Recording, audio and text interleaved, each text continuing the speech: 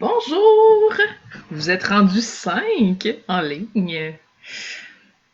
Avez-vous passé une belle journée aujourd'hui? Tout va bien? N'hésitez pas à écrire dans la zone de commentaires sur le côté. Donc, vous pouvez écrire, puis je vais vous lire et interagir avec vous. Donc, on va commencer officiellement dans quelques secondes.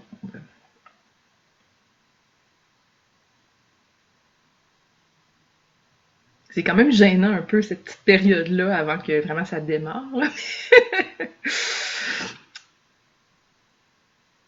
Donc, mon nom est Julie Collin, je suis libraire dans la vie, c'est comme ça que je gagne ma croûte. Et je suis libraire à la librairie Pantoute à Québec. Et aussi, évidemment, comme vous en doutez, je suis blogueuse au julieliouli.com. C'est un blog que j'ai fondé il y a environ 5 ans. Et sinon aussi, je suis à CKRL pour faire des chroniques, des fois de l'animation, des fois de l'aquanimation, plein de choses. Donc, de façon générale, je participe à des émissions à CKRL. Le CKRL, présentement, c'est un peu plus au ralenti comme beaucoup de choses. C'est en ondes. C'est en ondes, mais moi, je suis un peu moins impliquée en ce moment.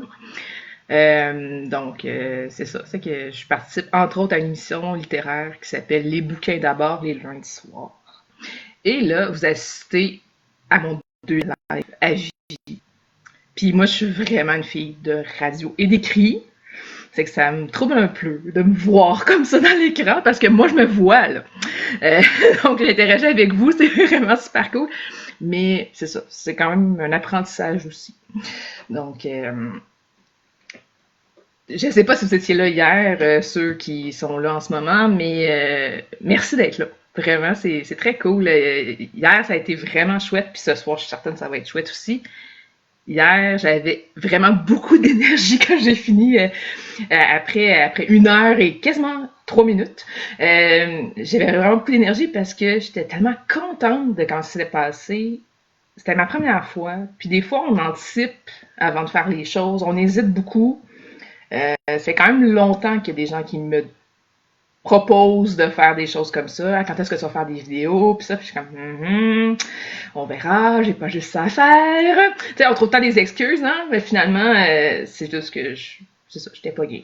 On va le dire de même. Puis maintenant, ben, je suis game. Puis je vous annonce en primeur que je vais faire ça tous les jeudis jusqu'à temps que je retrouve ma vie sociale.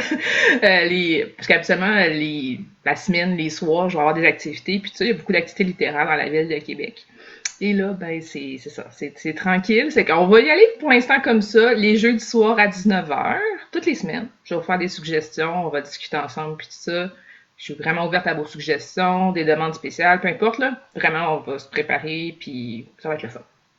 Donc, je vais être avec vous autres pour les jeudis jusqu'à nouvel ordre.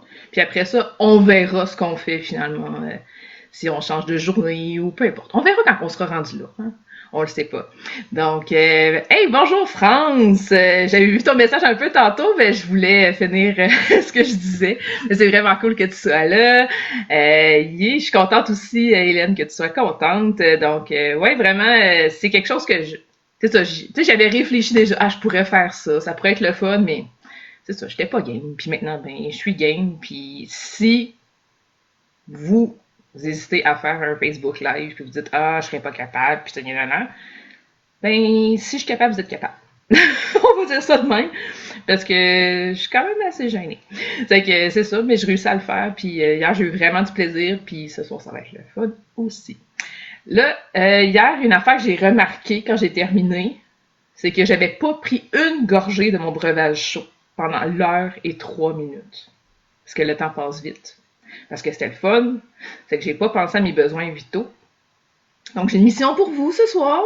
Ça va être de me rappeler, pas souvent, mais des fois, de boire un peu de mon breuvage chaud qui m'accompagne, qui est là. Dans le fond, c'est une belle petite tisane aux fruits des champs. Wouhou! Qui est là. C'est que j'en ai quand même pas mal dedans. Moi, là, pas tout boire quand même, là. Ça serait plate que j'écourte le live. Mais c'est ça. Mais tu sais, une petite gorgée une fois de temps en temps, vous pouvez me le rappeler. De prendre une petite gorgée, ça peut être bon pour moi. Puis, c'est ça. Hein? Fait que c'est ma petite mission que je vous donne. C'est que ce soir, je vous recommande aussi des livres, puis comme je disais, interagissez, hein, gênez-vous pas, dites des choses, tu sais, dans le fond, vous pouvez renchérir, poser des questions, peu importe, là, vraiment, je suis super ouverte. Je pense, puis là, je vous dis ça avec ma pas d'expérience, je pense qu'il y a un petit délai. Je pense pas que c'est direct, entre ce que je dis et vos réactions. Donc, pas grand-chose, là, mais c'est ça, ça se pourrait qu'il y ait quelques secondes quand même d'écart, parce que des fois, je dis ça a comme pas rapport rendu où je suis rendu.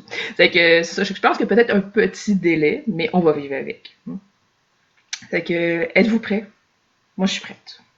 Fait que, oui, c'est une affaire aussi qui est importante de dire, c'est que j'ai décidé de faire ça hier et ce soir dans le contexte du Salon du Livre qui devait débuter hier.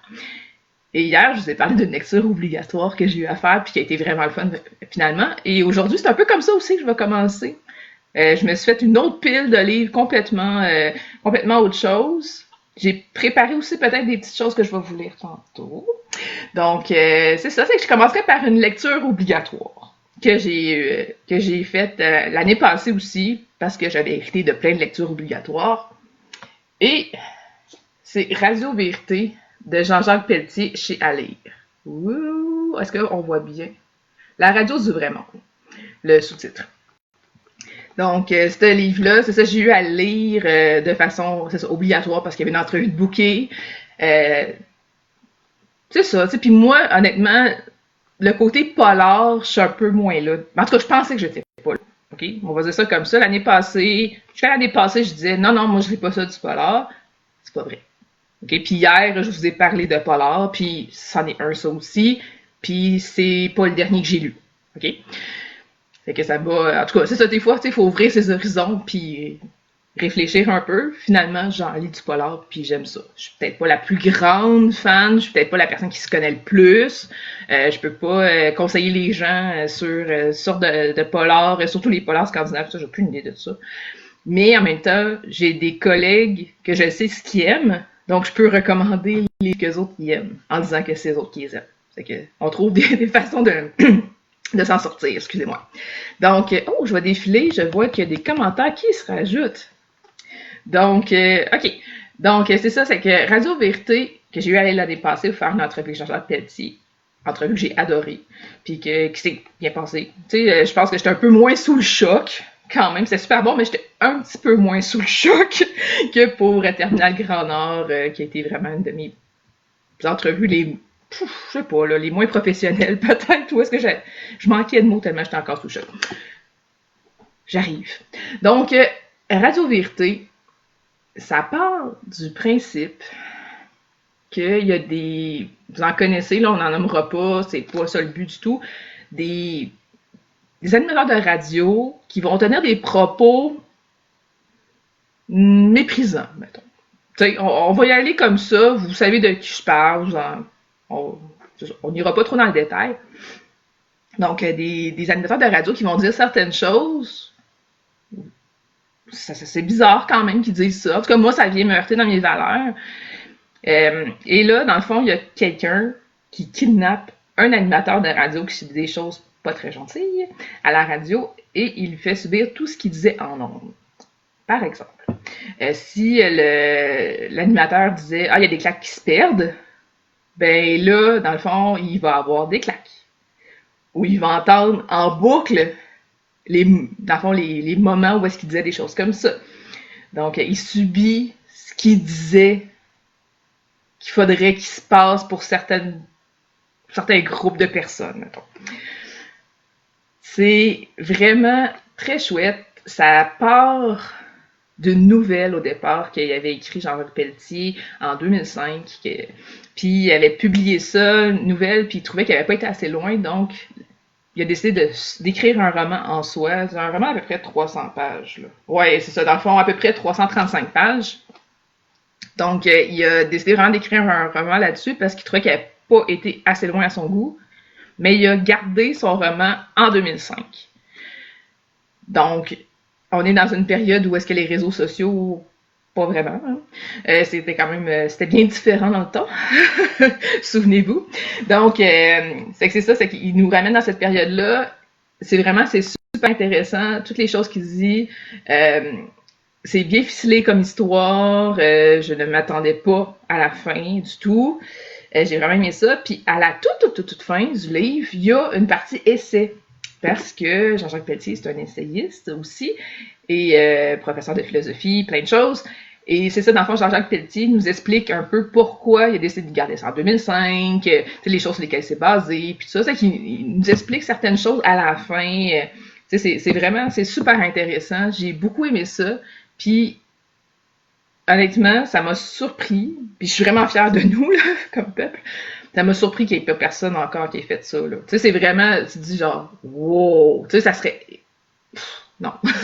Ça n'a aucun sens, là. C'est vraiment fou. L'idée, elle est vraiment, l'idée d'exploiter ça, c'est super intéressant. Mais j'espère que ça arrivera jamais pour vrai, là. Tu sais, c'est quelque chose. Fait que c'est ça, c'est que dans le fond, l'animateur qui apprend à la dure. C'est vraiment intéressant, comme je disais, puis on s'en reparlera quand vous l'aurez lu. Donc, Radio Vérité de Jean-Jacques Pelletier aux éditions à lire, qui était une lecture obligatoire à peu près il y a un an. Sinon, je vous ramène dans une période lointaine. Je vous parle du mois. Hey, bonjour Pascal! Donc, je vous parle d'une période lointaine, quand même, qui nous semble tellement lointaine, qui est en février 2020. En février 2020, j'ai eu la chance de lire tous les livres de l'auteur Michel Plomer. Tout. Parce que j'ai deux activités à faire avec elle dans un centre de jour, d'un CHSLD en Beauce, et un autre dans un centre un foyer de personnes âgées. Donc, j'avais deux activités animées avec elle, où est-ce qu'on était pour discuter de ses livres et de ses coups de cœur littéraires. Donc, je vous l'ai dit hier, je vais leur dire. Moi, quand je fais des entrevues avec les gens, je me prépare pour vrai. Je le fais sérieusement. Donc, pour moi, ça allait de soi que j'étais pour la lire le plus possible. T'sais. C'est sûr qu'il y avait quand même 7 livres à lire en pas longtemps. Là. En plus de mes autres lectures, j'avais à faire, mais j'y suis pas mal arrivée. Là-dessus, il y avait une trilogie, donc je me suis dit, le premier tome de la trilogie, c'est sûr qu'il faut que je l'aie lu, puis le reste, ça peut attendre. Mais en tout cas, bref. C'est ça, c'est que j'ai eu la chance de découvrir Michel Plomer, que je me disais, il faudrait vraiment que je la lise. Ça fait longtemps que je l'avais dans ma liste. C'est interminable. Donc, c'est ça, c'est que j'ai découvert Michel Plomer, et vraiment un grand coup de cœur. Je vais vous parler. J'ai vraiment hésité. Hein. Ce matin, là, je me suis posé la question avant de partir travailler.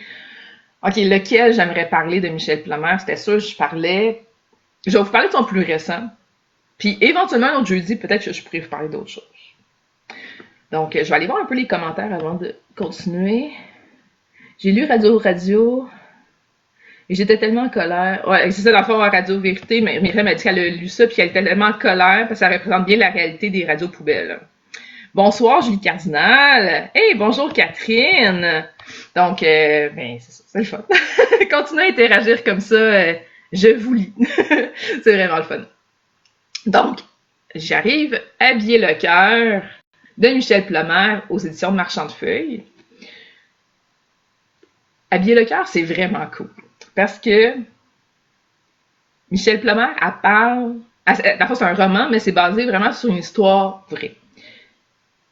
La mère de Michel Plomer était à la retraite.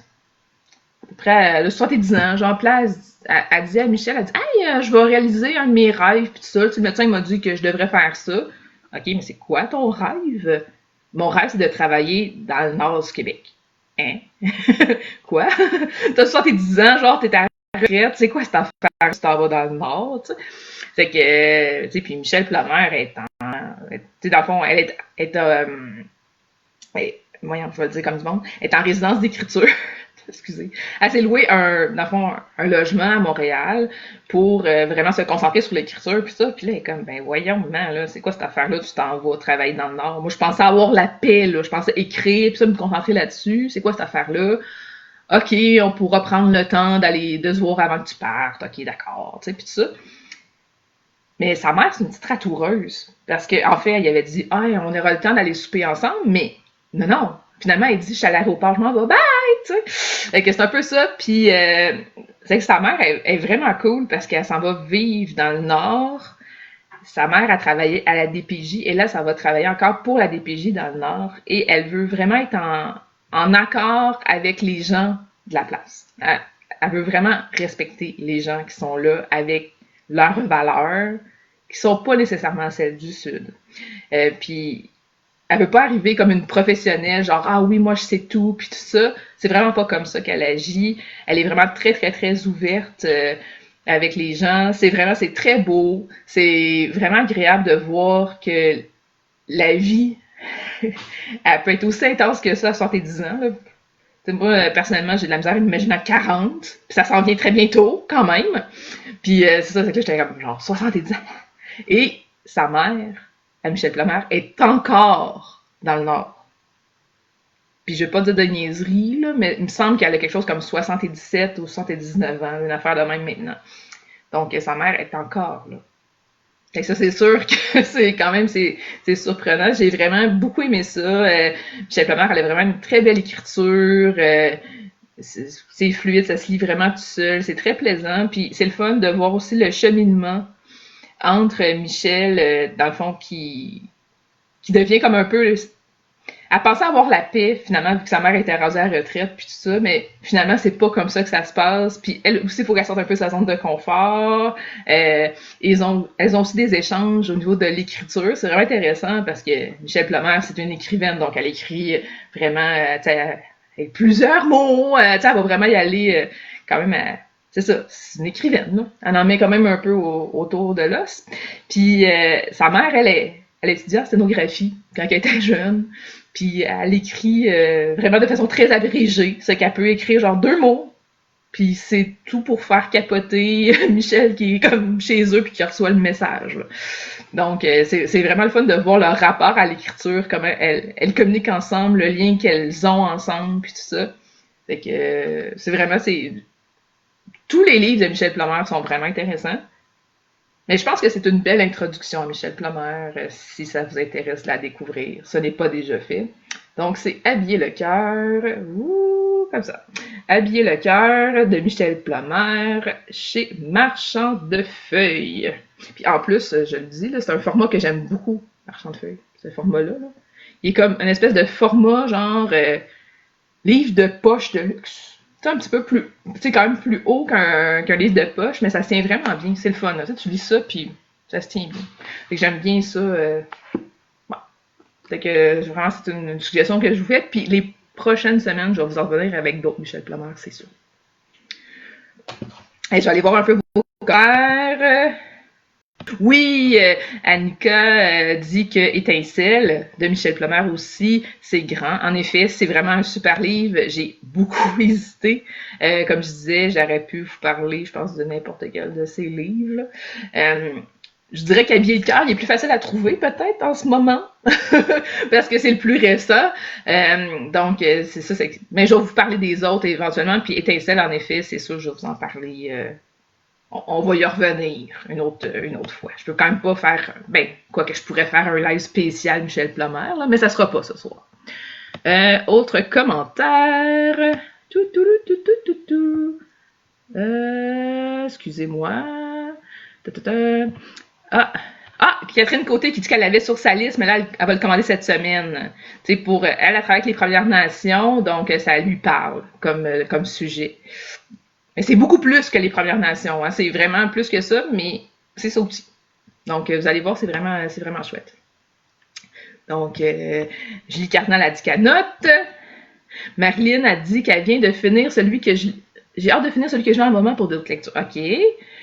Catherine Côté qui me demande si j'ai déjà lu Jean Désy. Bien sûr. Ça aussi, je vais vous en parler peut-être la semaine prochaine.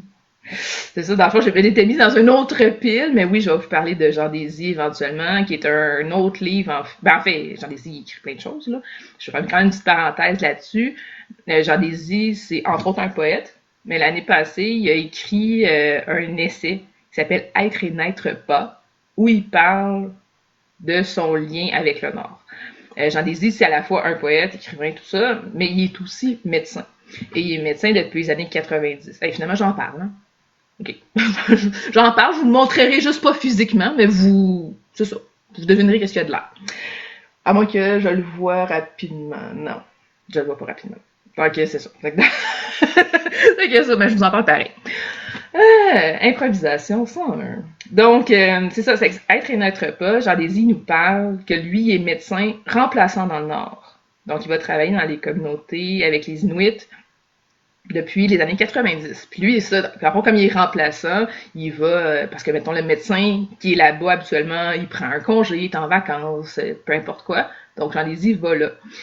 Et on a toujours su, en tout cas, mettons, moi je l'ai pas mal tout le temps su, puis ça fait quand même longtemps qu'on en parle, qu'il y a des différences entre le sud et le nord. Il y a des choses, tu sais, on le sait, là, tu sais, la détresse est différente, tu sais, il y a beaucoup de choses qui sont quand même qui sont différentes par rapport au sud puis au nord, tu sais. Mais là, Jean Désy, ce qu'il nous dit, c'est qu'il voit une différence entre les années 90 puis maintenant, puis c'est pas une belle différence. Ça va pas bien. Puis il est temps qu'on se questionne puis qu'on prenne soin du Nord. Donc c'est vraiment, c'est très intéressant. C'est des belles prises de position qu'il fait là-dedans. Il nous partage vraiment des choses qu'il vit. Il y a des choses là-dedans qui m'ont surprise. Comme par exemple, il n'y a même pas de banque de sang dans le Nord. Tu sais, c'est vrai, quand tu y penses, tu te dis, ouais, ok, peut-être, mais en même temps, ils font quoi, tu sais? Il y a beaucoup de choses, en fait, comme ça qui... C'est ça. En tout cas, c'est dommage. On a des choses à... Il faudrait qu'on soit un peu plus gentil avec le Nord. Et ce que j'aime beaucoup aussi de son livre, c'est qu'il a été illustré par une artiste inuite. Dans le fond, la page couverture. Et cette artiste inuite-là a aussi écrit des textes à la fin où est-ce qu'elle s'adresse aux aînés, aux résilients. Puis ça, elle écrit des textes comme ça. C'est des textes qu'elle avait écrits avant que Jean Désy arrive avec le projet. C'est la directrice littéraire qui a eu l'idée de les mettre en contact pour ça. Donc, les textes, ils viennent vraiment bien terminer ce livre-là. C'est comme un peu un saut d'approbation aussi, d'une certaine façon, parce que le blanc qui vient de parler du Nord, tu sais, des fois, ça pourrait être un peu... C'est ça, tu sais, c'est ça, ça pourrait être un peu délicat. Et là, il y a vraiment des textes à la fin qui viennent bien clôturer ça. C'est vraiment un très chouette livre aussi. C'est Être et n'être pas de Jean Désy chez XYZ. Donc, c'était mon impro du moment. Quoique je me prépare toujours un peu pour mes livres, mais pas tant que ça. Tu sais, mais c'est ça. Je vais aller lire les autres commentaires. Quel est le titre du livre de Jean Désy? Et aussi une gorge, ça je comprends pas. Jean Désy, en fait, c'est Être et n'être pas. J'ai déjà hâte que tu me présentes le livre de Jean Désy, ben je vous l'ai présenté. Ah, une gorgée, c'est ça! Hélène Moisan me rappelle à l'ordre. Julie, prends une petite gorgée. Bonne idée, merci. Donc, une petite gorgée dans ma tasse de la Maison de la littérature. Oh, je m'ennuie de la Maison de la littérature. C'est très bon. OK, je continue. Donc, après ça, qu'est-ce que je pourrais bien vous présenter? OK, je vais vous le présenter. Il n'y a pas vraiment besoin de présentation. Vous le connaissez probablement déjà. Mais peut-être que vous n'avez pas lu son petit dernier. Je vais m'essayer. D'avoir à moi. David Goudreau.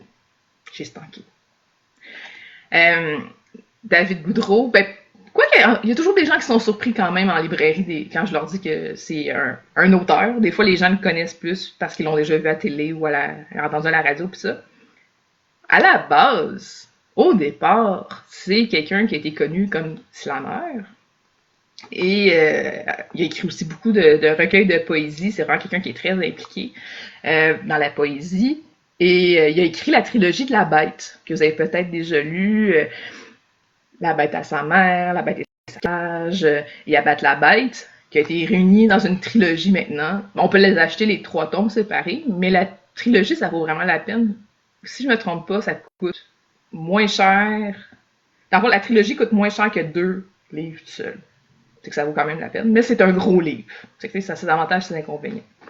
Mais bref, aujourd'hui, ce que je veux vous parler, c'est Ta mort à moi, de David Goudreau, qui est son plus récent livre. En fait, il l'a sorti cet automne et j'étais vraiment contente de le retrouver parce que après avoir écrit La Bête, avec le succès que ça a eu, succès dont il ne s'attendait pas du tout, lui il avait prévu faire 1 tome en passant, euh, puis finalement il en a fait 3 parce que ça allait bien. Donc j'avais peur un peu de retrouver la même chose. Je faisais confiance à David, là, mais des fois, c'est ça, tu disais, est-ce que la personne va capable de sortir vraiment de ce qu'elle a déjà fait, de son succès? C'est quand même difficile de revenir avec autre chose. Et là, c'est complètement différent. C'est complètement autre chose. Donc, Ta mort à moi, en fait, c'est une fausse biographie d'une poète, la plus grande poète qu'on aurait eue au Québec, qui s'appelle Marie-Maude Pranèche-Lopez, qui a grandi en Beauce, qui était vraiment exceptionnelle comme poète, mais pas très cool comme personne. C'est quelqu'un quand même que... C'est ça. Mettons que, c'est ça, elle était pas nécessairement aimable, on va dire ça comme ça, pas nécessairement recommandable et fréquentable tout le temps, mais très intéressante. Et ça, c'est un des points d'ailleurs de David Goudreau, c'est qu'on peut être génial dans un domaine, mais pas dans tous les domaines, puis c'est correct. Donc, qu'est-ce qui est, entre autres, intéressant dans ce livre-là? C'est que la forme est vraiment particulière. Quand même, il s'est beaucoup amusé, hein, David? Là, quand on commence le livre, je vais vous montrer ça, là. Dans le fond, dans les premières pages, là, je suis vraiment au début, là. OK, on va enlever mes notes. Là, vous avez accès à mes coulisses, là. J'enlève mes notes. Donc, OK, document de travail, version 7, corrigé, ne pas publié. Ça, c'est le début. Donc là, tu fais OK. Livre premier. D'accord. OK, là, il y a quelque chose qui commence dans le fond, c'est une date, oups, comme ça, 26 août 2018. Après ça, chapitre 3. Wouhou! Mais c'est ça, c'est que là, tu fais comme, ben voyons donc, qu'est-ce que c'est ça, cette affaire-là? Et il s'amuse comme ça un peu partout. C'est vraiment, c'est déconstruit. J'ai allumé une petite lumière. Ça va-tu mieux comme ça? Le soleil s'est couché. Je me dirais. Donc, c'est ça, c'est que dans le fond, il s'est vraiment beaucoup amusé dans la forme. Donc, on apprend à découvrir Marie-Maude avec toutes les péripéties qu'elle a vécues pendant sa vie. Puis, je vous le dis parce que c'est pas un punch en soi. Dans le fond, c'est une poète qui s'est suicidée. Et dans le fond, c'est beaucoup de découvrir aussi pourquoi elle s'est suicidée. Puis à un moment donné, vous allez savoir comment, puis tout ça. Puis ça, vous découvrirez. Mais en fait, la réflexion de David, au départ, c'était pourquoi les gens que j'admire, ou certaines personnes que j'admire, des grands poètes, des grands écrivains, tout ça, pourquoi ils se suicident? Pourquoi? Donc, lui, ça l'intriguait. Donc, il explorait ça. C'est vraiment intéressant. Donc, oui, le sujet n'est pas nécessairement tout le temps facile, mais en même temps, il y a vraiment beaucoup d'humour. C'est quelqu'un qui s'amuse vraiment beaucoup avec les mots. Moi, j'ai eu vraiment beaucoup de plaisir à lire ça. À la fin, on comprend tout. À la fin, ça fait beaucoup de sens, tout ça. Je serais curieuse de discuter avec David. Un jour, on va le faire. De comment il a construit ce livre-là. Tu sais, les différentes étapes. Parce que pour avoir déconstruit un livre comme ça, il a dû le construire avant, j'imagine. Donc, c'est super le fun. Puis, tout est en ligne. Vous allez voir, là, c'est particulier. Même il y a tout le temps les auteurs vont souvent mettre mettons un petit texte au début, une citation, peu importe. Puis lui, dans le fond, les petits textes qu'il a mis au début, puis à la fin, sont en lien aussi. Tu sais, il y a beaucoup de choses comme ça c'est ça, tout est dans tout. On peut dire ça comme ça. C'est vraiment agréable, c'est vraiment divertissant. Faut se laisser porter par la forme, évidemment. C'est sûr que si vous aimez ça, vraiment avoir un livre qui est très clair tout le temps, c'est peut-être pas pour vous, mais en même temps, ça peut être un beau défi aussi. De vous dire, OK, ben je vais le lire, puis je vais voir, puis je vais me laisser guider par l'auteur, qui a vraiment fait un effort pour expérimenter. Donc, Ta mort à moi, de David Goudreau, chez Stanké. Puis David à découvrir pour l'ensemble de son œuvre. C'est dit. Je vais aller voir vos commentaires un petit peu. Pascal Rowe aime David Goudreau. Je sais que Pascal, c'est un grand fan. Julie Cardinal qui l'a déjà dans sa pile à lire. Pascal, ne t'excuse pas pour ton enthousiasme. Marie-Maude, oups. Ouais, Marie-Maude, c'est surtout une grande malade. C'est ça, elle traînait un grand vide en elle, en effet. C'est ça, c'était quelqu'un qui était difficile à fréquenter. Mais en même temps, c'est ça, il y a des manques, il y a des choses qui causent ça. C'est tout ça que vous allez découvrir dans cette fausse biographie. En tout cas, vous découvrirez. Puis on s'en reparlera. C'est ça, puis dans le fond, Pascal Rowe parle de sa poésie aussi, parce que en effet, c'est un grand poète.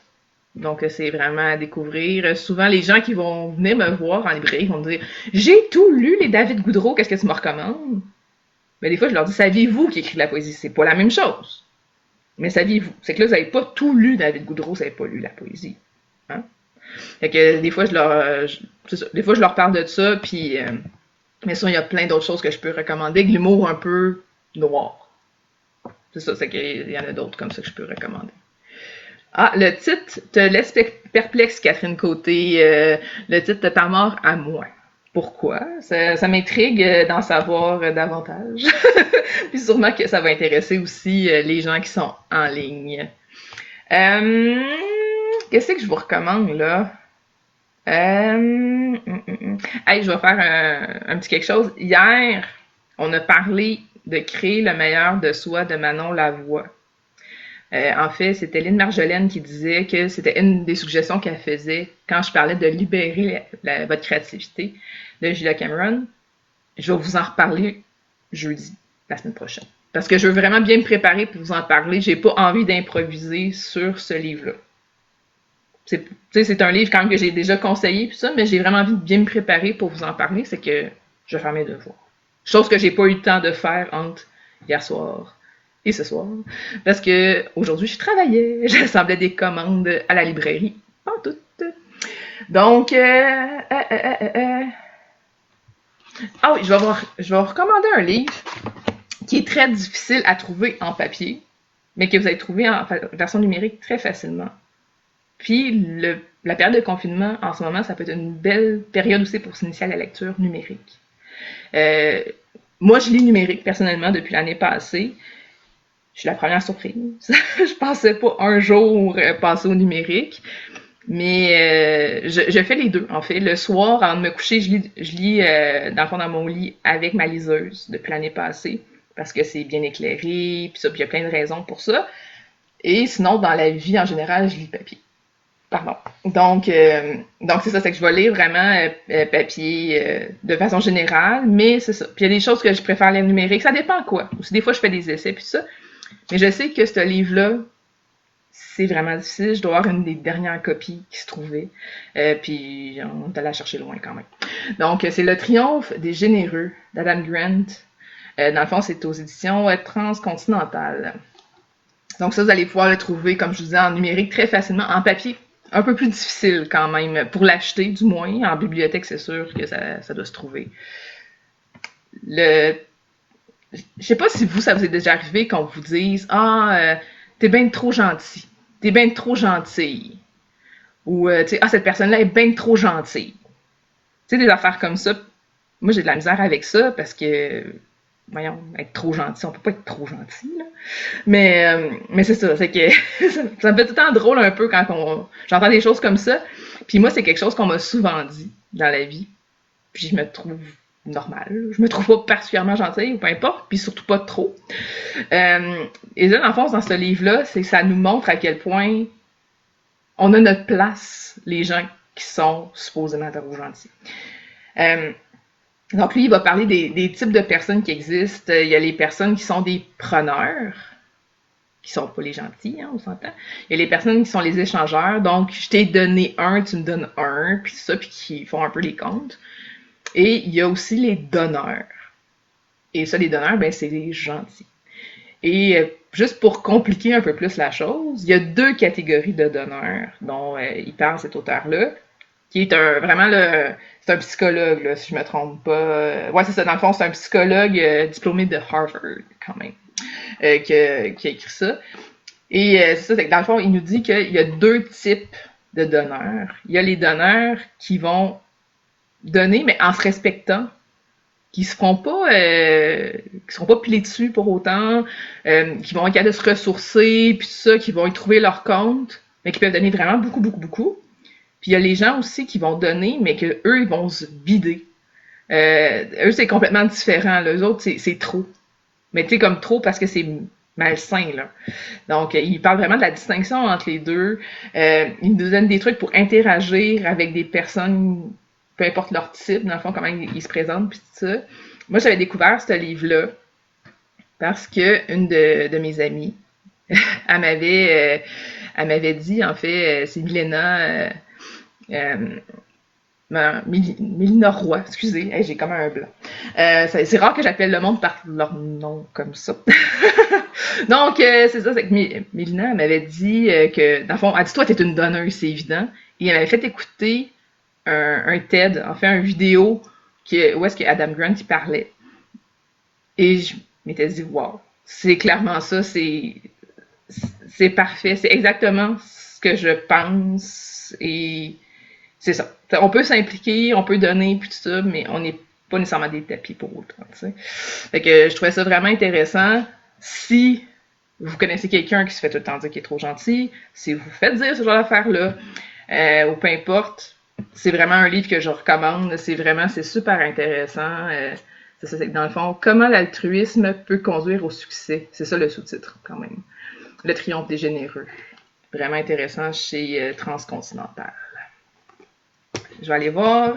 Ok, là, j'ai pas de nouveaux commentaires. Je sais pas si c'est normal ou pas, mais c'est ça. J'essaie de voir s'il y en avait, mais en tout cas, espérons qu'il n'y ait pas de problème en ce moment. Ah oui, c'est vrai. Hey, je n'ai même pas encore fait de lecture. Auriez-vous envie que je vous fasse une petite lecture ce soir? Je n'ai même pas encore lu quelque chose. J'ai pensé quelque chose que je pourrais vous lire. En fait, c'est drôle parce que, tu sais, je vous disais tantôt, je lis numérique avant de me coucher. Donc, hier soir, j'étais pas mal énervée parce que je venais de finir le live avec vous. J'étais vraiment contente, puis tout ça. Mais j'ai fini par aller me coucher, hein, à un moment donné, parce que je me couche tôt. Et donc là, j'étais dans mon lit avec... Ah, là, je vois les réactions qui arrivent. Donc, donc j'étais dans mon lit et là, je commençais à lire numérique. Et là, finalement, j'ai un flash. Et là, je me dis, mais non, mais c'est ça que j'ai envie de lire. C'est que là, je me lève, j'ouvre mes lumières, je m'en vais chercher un livre papier dans ma bibliothèque. Puis là, je me dis, c'est ce livre-là que j'ai envie de lire en ce moment. Puis c'est ce livre-là, probablement que je vais avoir envie de parler demain pendant mon live. On y arrive. Splendeur au bois Beckett. On le voit dessus. C'est pas facile avec la lumière, hein? Ah! Splendeur au bois Beckett d'Étienne Beaulieu, qui a été publié chez Alias, dans le fond, ça fait partie du groupe Nota Bene. Étienne Beaulieu, c'est un essayiste qui est très talentueux, qui a une plume assez poétique aussi. Et là, dans ce livre-là, en fait, il nous parle d'un bois qui est à Sherbrooke, puis qui est vraiment un miracle en soi, qui soit encore existant. On va dire ça comme ça. Vous n'êtes pas sans savoir que ça arrive, que les promoteurs veulent construire des tours à condos, détruisent des forêts, ou peu importe. Donc, il se passe tant des choses comme ça. Et là, en fait, c'est un groupe de citoyens qui s'est mobilisé avec des élus municipaux pis ça, pour sauvegarder ce bois-là, où est-ce qu'il y a des arbres qui sont tricentenaires. Quand même, c'est c'est assez merveilleux, là. Puis c'est quand même assez rare aussi. Dans mes recherches, j'avais vu qu'il y avait seulement 2 endroits au Québec qui étaient protégés de cette façon-là. Donc, mais c'est un lieu qu'on peut fréquenter, on peut y aller, en tout respect du lieu, évidemment, là. Donc là, lui, il nous amène dans ses réflexions qu'il y a par rapport à ce lieu-là. Donc, il nous le présente, différentes réflexions par rapport à ça. Mais aussi, il nous partage des choses qu'il vit, lui, en se promenant dans ce bois-là, finalement. C'est un peu comme ça, en tout cas que moi, je le ressens. Puis il écrit des choses qui sont vraiment belles. Puis j'ai envie de vous lire quelques extraits de ça. Mais avant, je vais faire quelque chose d'autre. Je vais regarder. Ah! Catherine a dit que c'était une autre gorgée. C'est gentil. C'est ça. J'en prends note. OK, d'accord. Donc, oui, je vais prendre une petite gorgée.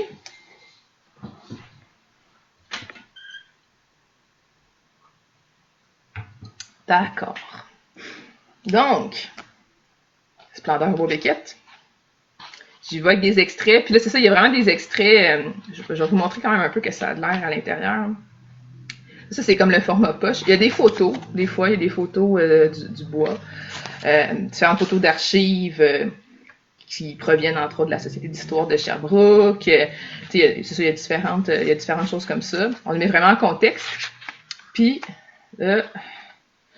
ah oui, je pourrais vous lire ça avant, par contre. C'est un bout que j'aime beaucoup. J'avais mis... j'attends pas beaucoup à la vie de mes livres. Bon, hier, je vous disais que j'avais envie d'écrire de Daniel Grenier, là. Mais j'attends pas beaucoup à la vie de mes livres de façon générale. J'en ai qui sont comme impeccables. Vraiment, là, parfaits, ils ont de l'air 999. Et pourtant, ils sont lus et relus. Ça, j'ai quand même fait un petit... j'ai quand même corné un petit coin. Ça m'arrive des fois. Parce qu'il y a quand même un petit bout là que je trouvais vraiment intéressant. Puis je trouve que ça représente bien ce livre-là. Je vais vous lire ça avant, puis après ça, je vous lis des extraits un peu plus poétiques. Donc. Il y a quelque chose d'admirable dans le fait que ce soit l'administration d'une ville et des citoyens bénévoles qui prennent soin d'une forêt.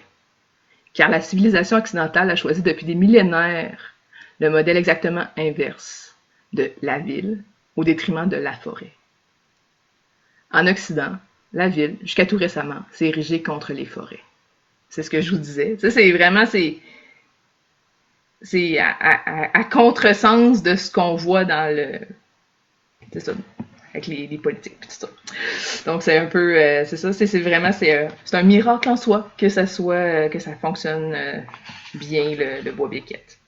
Bois-Béquette que je n'ai pas encore visité, même si je me dis depuis un bout que faudrait que j'y aille. Pas maintenant, hein. On s'entend, on voyage pas de région en région en ce moment-ci, mais éventuellement, je le ferai. J'irai. Donc, qu'est-ce que je pourrais vous lire?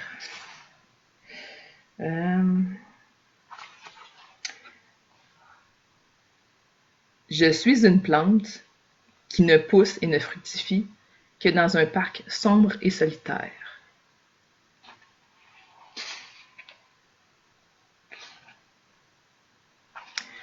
Ne plus appartenir à quoi que ce soit. Se contenter d'être. Fantasme végétal.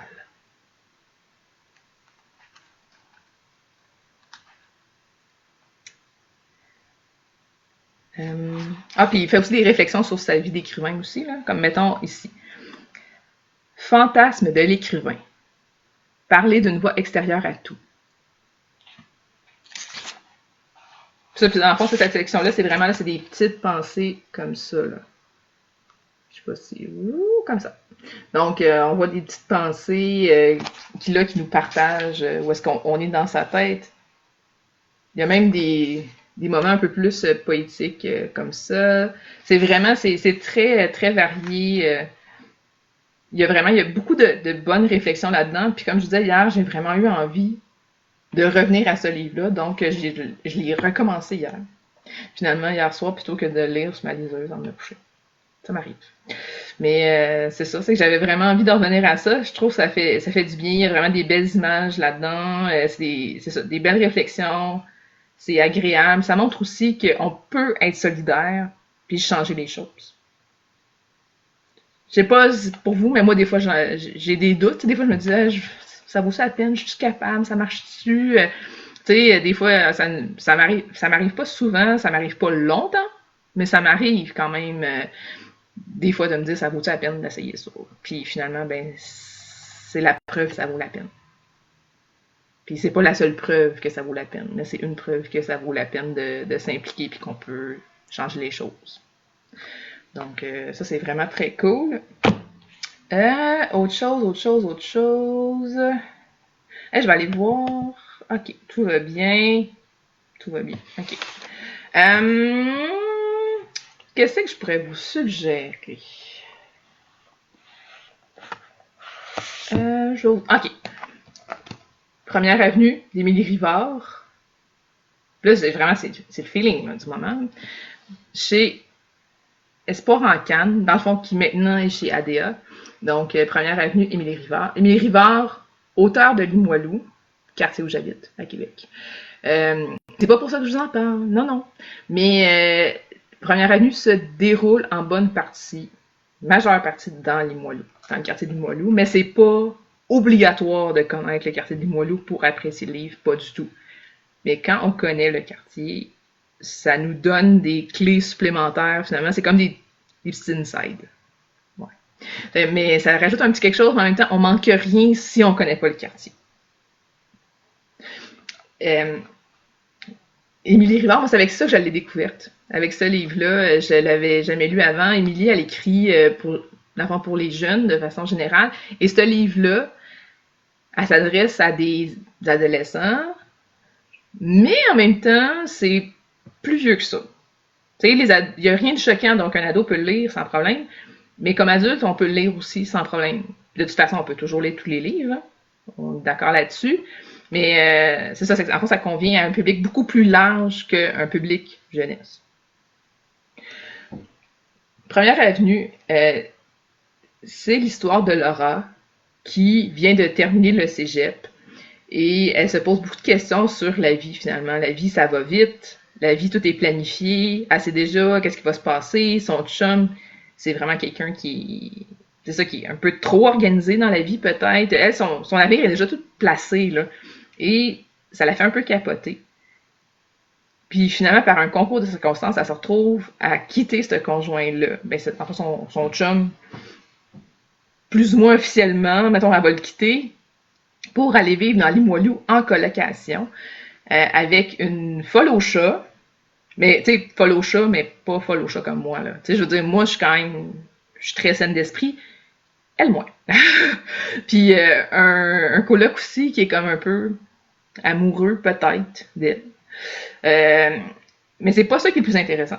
Le plus intéressant, c'est que Laura, la job qu'elle se trouve, parce qu'il faut qu'elle travaille, puis finalement elle travaillera pas où est-ce qu'elle est censée travailler, parce qu'elle décide qu'elle change un peu ses affaires, qui étaient prévues. Donc, elle va livrer du pudding à domicile. Ça, je vous le dis, ça n'existe pas encore dans Limoilou. C'est pas vrai. C'est une fiction. C'est pas vrai, ça n'existe pas. C'est pas que j'aimerais pas ça, mais ça n'existe pas encore. Donc, elle va livrer du pudding chez des gens. Et là, c'est toute la galerie de personnages qu'on découvre. Finalement, tous les gens qu'elle fréquente dans le quartier, c'est là où c'est très intéressant. C'est un livre qui donne faim, qui donne vraiment envie de manger du pudding. Ça sent vraiment le pudding. Là. Ça donne vraiment envie. Ma grosse déception, c'est qu'il n'y avait pas de recette de pudding. C'est qu'on ne pouvait pas vraiment genre se dire « Ah, je vais faire un pudding, puis tout ça. » Non. On n'a pas les recettes. Là. Mais ça donne vraiment envie. C'est vraiment agréable de découvrir tous les gens qu'elle côtoie, finalement. Il y a vraiment toute une histoire. Il y a plein de sous-histoires aussi avec les gens, finalement, qu'on suit. Ça sent bon le pudding, c'est le fun. C'est vraiment, comme on dit, c'est feel good, là. C'est très agréable comme livre. Première avenue d'Émilie Rivard chez ADA. Et en fait, il y a même, là, c'est le premier qu'elle écrit dans cette série-là, ça se déroule dans Limoilou. Il y en a un deuxième qui s'appelle Notre-Dame des Anges, qui se déroule dans le quartier Saint-Roch. Et il y en a un troisième qui va se dérouler, je sais pas dans quel quartier, et qui va s'en venir éventuellement. Pas de pression, Émilie. On a hâte quand même, hein. Mais pas de pression. Et dans le fond, c'est ça, c'est 3 livres qui vont être en lien, mais pas en lien en même temps, dans le sens qu'on peut très bien lire Notre-Dame des Anges, puis pas avoir lu Première Avenue, ou peu importe, là. Mais c'est sûr qu'il y a quand même, il y a certains liens, puis il y a certains clins d'œil aussi, mais faites-le dans l'ordre que vous voulez. Éventuellement, je vais vous parler de Notre-Dame des Anges. Euh, Ça va bien? Tout se passe bien pour vous? À part ça, je vais vous en présenter un dernier, je pense. Euh, euh, euh, euh.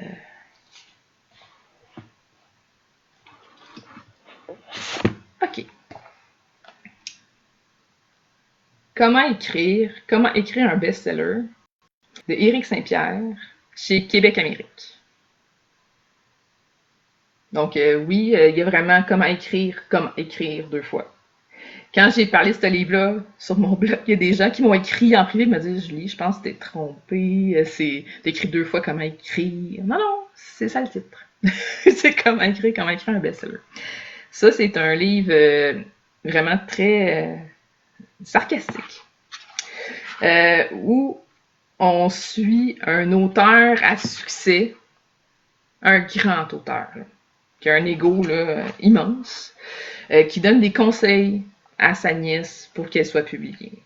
Donc c'est vraiment très drôle, à la fois très frustrant, parce qu'il y a quand même des choses qui sont basées sur la vie aussi.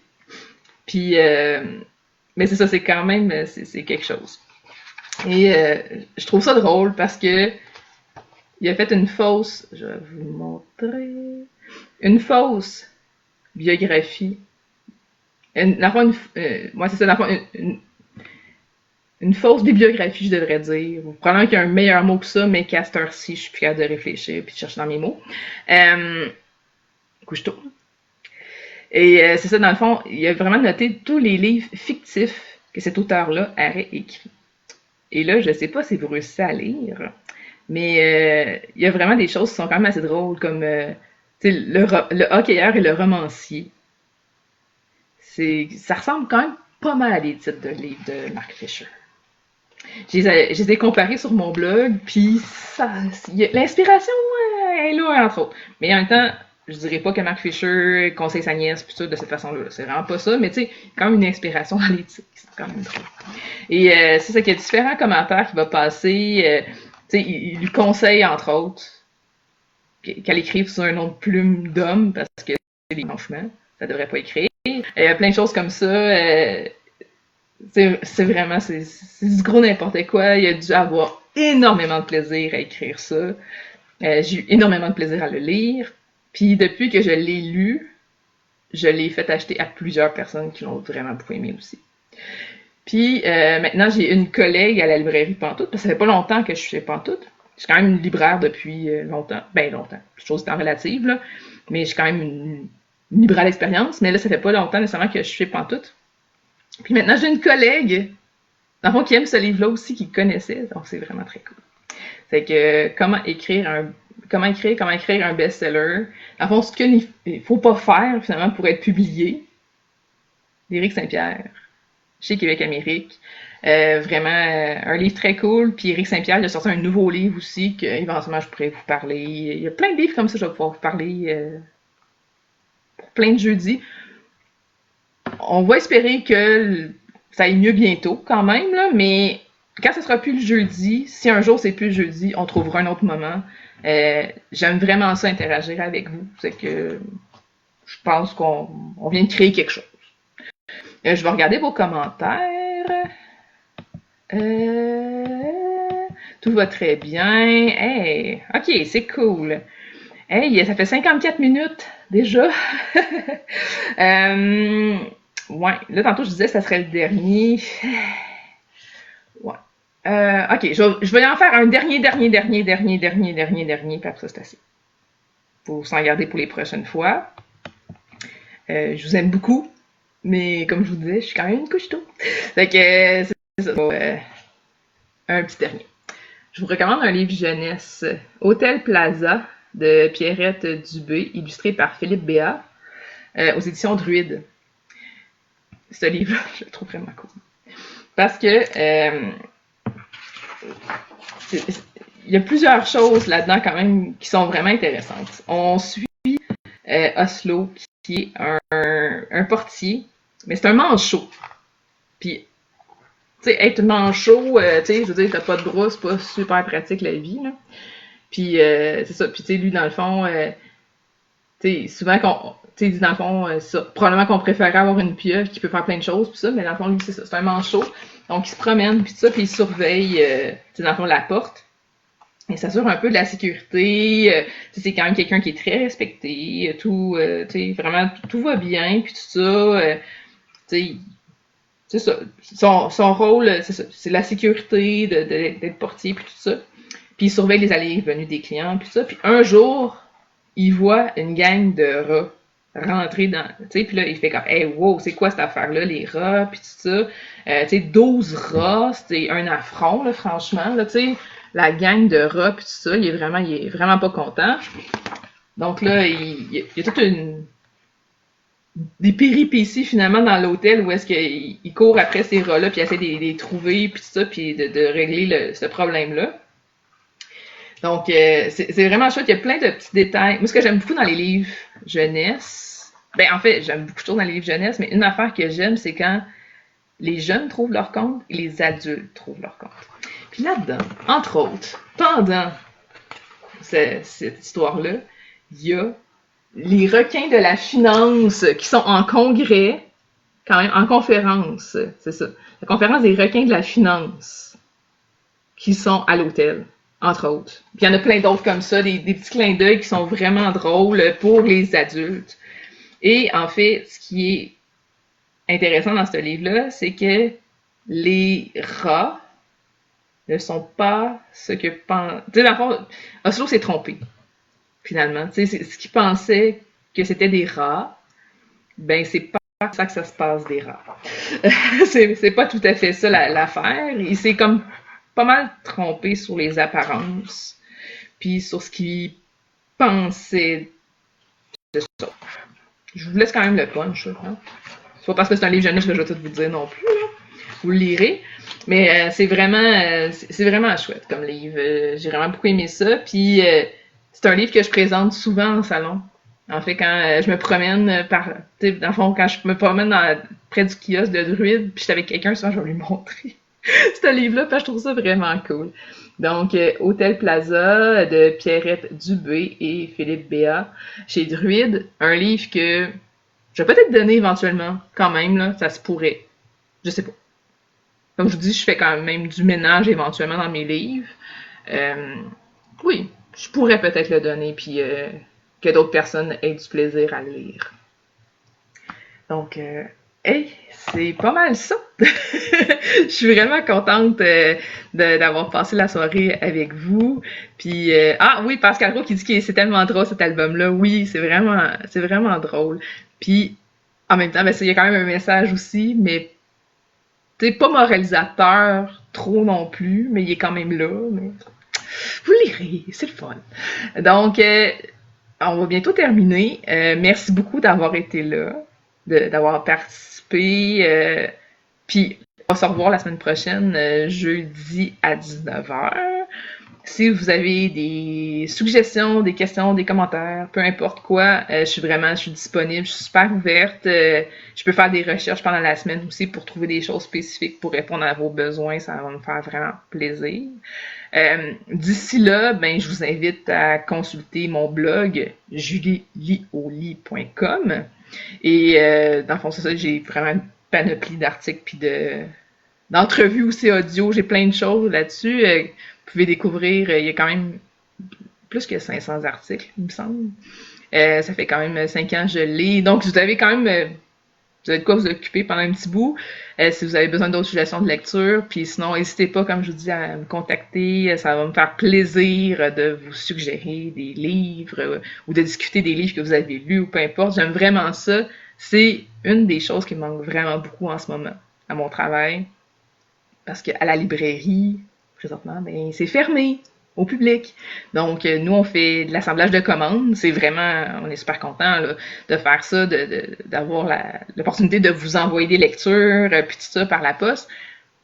Mais en même temps, il y a quand même quelque chose de social dans le travail qui est pas là en ce moment. Moi, j'aime ça, échanger avec les clients.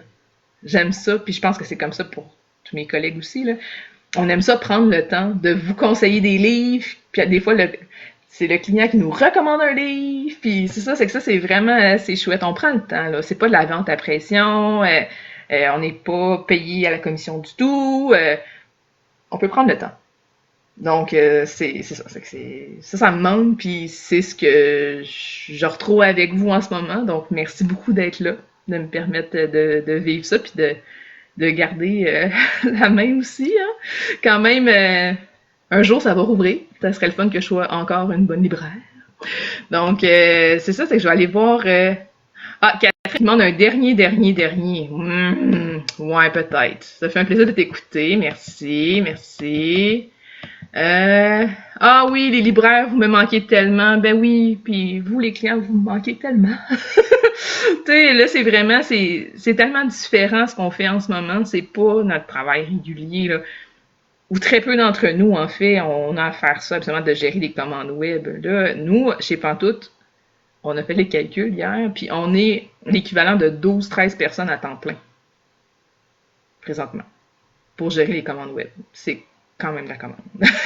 C'est quand même pas mal de choses. Actuellement, il y a une personne et demie. Il y a l'équivalent d'une personne et demie qui s'occupe des commandes web chez Pantoute. Donc là, on est l'équivalent de 12-13. Donc c'est quand même... ouais. C'est quand même toute une augmentation et on ne chôme pas du tout. Mais c'est vraiment le fun. Mais comme je vous dis, je ressens le besoin de partager aussi. Puis là, présentement, ben, on peut pas non plus se réunir en club de lecture dans un endroit quelconque, peu importe. Qu'est-ce qui nous reste, c'est le web. Puis, dans le fond, c'est ça. Je profite de ce moment-ci, en fait, pour créer d'avoir l'opportunité pour la saisir puis la développer, tout simplement. Fait que, prenez soin de vous. Soyez doux avec vous. Soyez vraiment, c'est ça. Mettez-vous pas de pression pour lire des tonnes si vous n'avez pas envie de lire. Soyez à l'écoute aussi de ce que vous avez envie de lire. Hier, je disais que moi, je suis beaucoup en train de revenir à la poésie puis à des choses que je connais déjà. Puis ça, j'ai vraiment besoin de ça. C'est comme... C'est sécurisant pour moi. Là, ça me fait du bien. Donc, j'en reviens beaucoup à ça. Puis comme hier, tu sais, avant de me coucher, sortir Splendeur au bois Béquette de ma bibliothèque plutôt que de lire ce que je lisais sur ma liseuse. C'est quand même... C'est ça, c'est très représentatif finalement de ce qui m'arrive en ce moment. C'est correct. Tu sais, c'est pas parce qu'on a plus de temps, quoi qu'on n'a pas tout plus de temps, c'est correct de se respecter toujours, puis de... C'est ça, lisez ce que vous avez envie de lire, la façon que vous avez envie de le faire, puis soyez bien à l'aise, pas de pression, la vie est belle. Fait que prenez soin de vous, puis j'ai déjà hâte à la semaine prochaine. Vraiment, là. C'est ça, c'est ça. C'est vraiment, c'est très cool. Comme je vais leur dire, je les ai au début, si vous avez envie de faire un Facebook Live puis vous hésitez, ben vous dites, je suis pas sûre que je suis capable, ben vous êtes capable. Si je suis capable, vous êtes capable. C'est sûr. Fait que, ben passez une super belle soirée, une bonne semaine, puis on se reparle bien.